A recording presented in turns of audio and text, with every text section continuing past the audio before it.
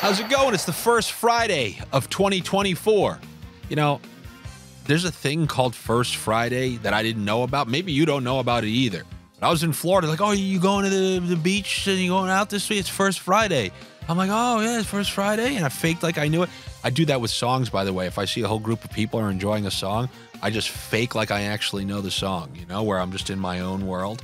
And there's something called First Friday where people have a good time. This is the first Friday of 2024, and I'm hoping all of you have a good time. You probably didn't even need a video today because you looked at the schedule. I think this is what you do. You look at the schedule and you say, yeah, I don't know. I wonder what Andy thinks about. You didn't think that today because it's like hurricane season. No pun intended. Everyone always says no pun intended. Maybe the pun was intended. I'm going to start saying things where the pun is fully intended. I'm just going to go, yeah, the pun, it was intended. Well, the no pun intended on that one, although I'll find some pun along the way. When you see during hurricane season, if you're enjoying that First Friday in St. Petersburg or something like that, and you know those hurricanes are coming, you see it curving upward towards the coast. And then on top of that, you got that different front heading its way, and you have what I like to call the perfect storm. Except there is no George Clooney, there is no Mark Wahlberg, there's just the Washington Capitals and the Carolina Hurricanes. Two people passing each other on the escalator at the mall. Yeah, that's right, that awkward, one's going up, one's going down, one's the Titanic, and one is just sailing its way to being the Stanley Cup favorite like I showed you guys on Money Puck the other day. You don't have to guess as to who I'm taking in this game. I'm taking the team coming in on a 4-game winning streak who just obliterated their biggest competition in the Metro in their building, who before that went into Toronto, who you see how well they're playing, into their building and won. And like I just mentioned, are Stanley Cup favorites on some of the analytics sites. They're going into a building who has won 1 game in their last 6. But apparently, according to the people in the comments, another win for Washington. Yep, a whole nother win since what, before Christmas? So they're in full Titanic descent, despite the fact that some people don't want to admit it. Oh, and one thing I do want to say, as I noticed, some people like in the comments say, man, Andy, you hate Washington. Not even remotely. I do not hate the Washington Capitals whatsoever. In fact, the year before they won the Cup, they were by far the best team in the league. They were way better than Pittsburgh, who ended up beating them. And Pittsburgh fans will tell you this. They were a better team. They outplayed Pittsburgh in the series. But as I've told you guys many times, in hockey, many times, the better team doesn't win. Were the Canadiens better than the Vegas Golden Knights? As they went to the Stanley Cup Finals, we haven't heard a peep from them since, and then the Golden Knights just won a cup. Were they better? Absolutely not. Sometimes in an individual series, a series of things can happen. The Washington Capitals were winning the President's Trophy year after year. They were consistently better than Pittsburgh.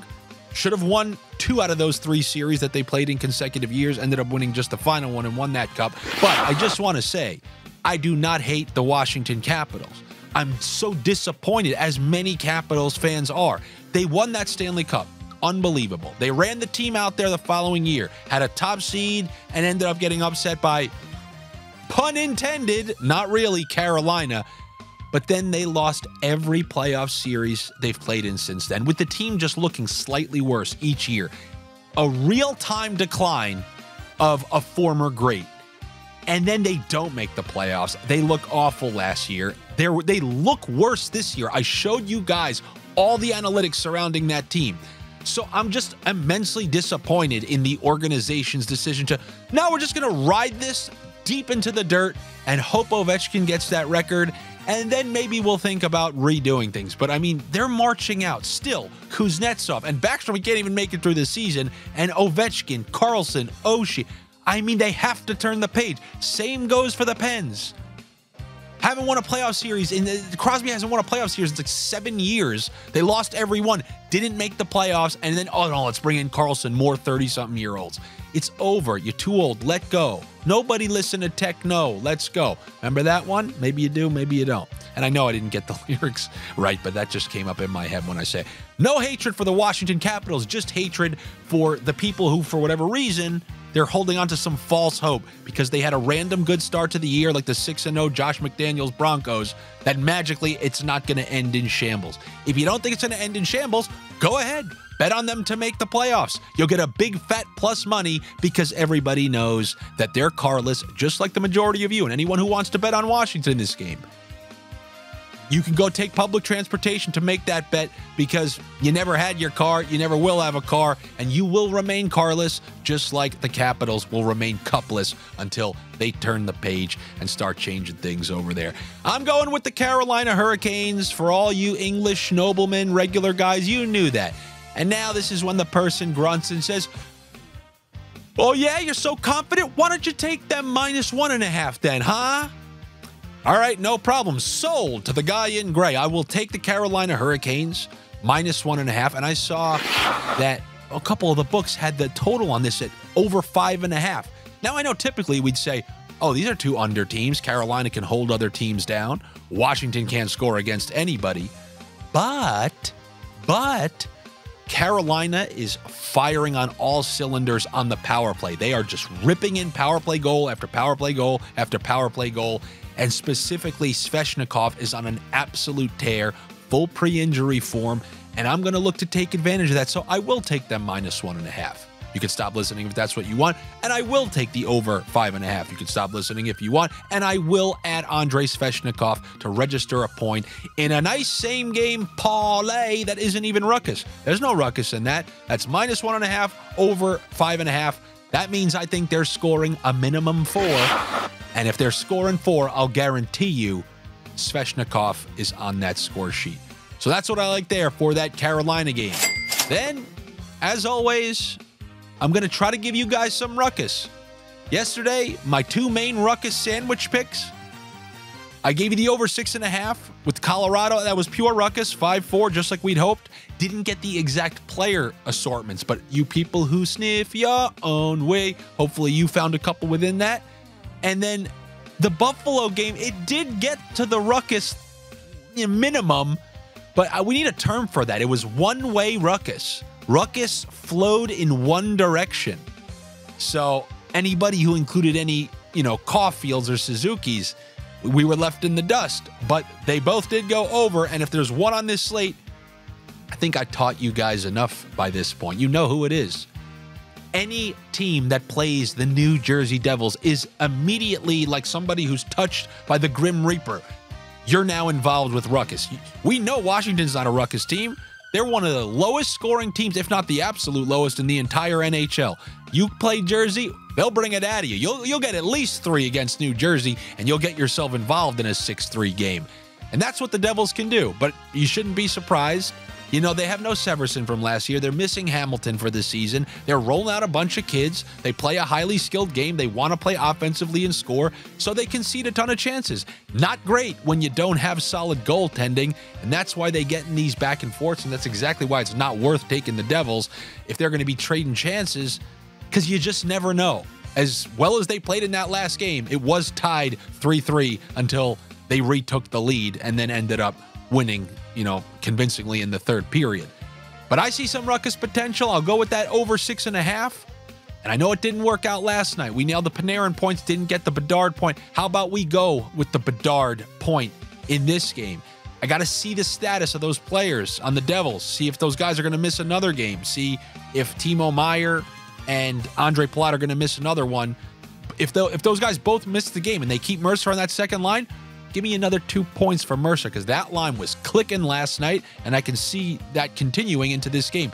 I would keep him on that line even if they returned. But if he's not there, then I'll just go to somebody I would trust a little more, Jesper Bratt. So 2 points for Bratt, 1 point for Bedard, and the over 6.5. You want the flip side? 2 points for Bedard, 1 for Luke Hughes, the power play semi-quarterback, the secondary one after Hughes, but he's always touching it on the perimeter, getting those free points that I like to call them. The free defenseman point, you see it from Dobson, you see it from Adam Fox, you see it from Bouchard, all the guys who are distributing to the shooters on their left and right.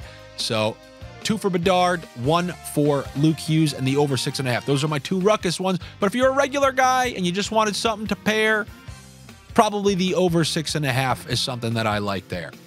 And then lastly, the other night, how did we feel about Anaheim against Toronto. We knew Toronto played the night before, and we did like the right play in this one is Anaheim plus 1.5, and we took it. You sure about that? We weren't happy about it, but we ended up getting there when we needed to. I'm going to do that again. I'm going to grimace, and I'm going to begrudgingly say, yeah, I'm going to take, all right, I'll take Anaheim plus 1.5. We got no Hellebuck because he played the previous night. You sure about that? That's why? We should double check and see if he's going to do, you do see it every once in a while. Martin Jones did play on back-to-back nights, but I'm pretty sure Hellebuck will start one, rest the second, which means we're getting the backup. We have the rested team on their home ice who hasn't traveled. I just typically like the home team as a dog, especially fetching a decent price, just like we got the other night. I'll take Anaheim at home plus 1.5. And if you want to do a separate one, same thing like the other night, except this ain't even Toronto. You sure about that? You sure about that's not why? So many of their games veer under. So a second bet, I would go under 6.5 in that one. I think that's a pretty decent one as well. That's what I got for you here on this first Friday. Good luck to you. Better luck to me. Make sure you subscribe to my YouTube channel. I'm actually traveling a little bit this weekend.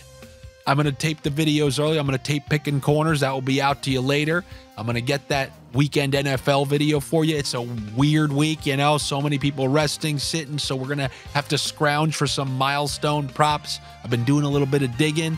And then if you want my weekend NHL picks, you know what you got to do. You got to be a Packers minority owner, a.k.a. subscribe to my Patreon, because this ain't brought to you by Nespresso coffee machines. Although I'll give it some free advertising because that's made a real difference in a lot of people's lives, and I'm one of them. You don't have to go wait on one of those Starbucks line and like Louis C.K. says, somebody presses a button and your grandma's diarrhea comes out.